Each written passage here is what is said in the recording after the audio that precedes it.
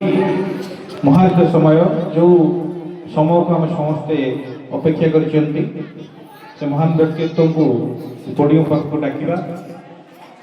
ज्ञानदीप हो आलोकित कर दिग्दर्शन करती पथ निजक समर्पित छात्र छात्री उज्ज्वल गढ़ना शिक्षा सेवारे समर्पित विद्यालय माटी रोपण करिसेंती बीज आशा और सफलतार तांको चिन्ह सदा रहिबो मनरे नीरव पथरे सेवार जे केन्दुझर शिक्षा को उज्ज्वल करी दृढ़ दृष्टि देइचंती राज्य स्तर में केन्दुझर मानवर्धन करचंती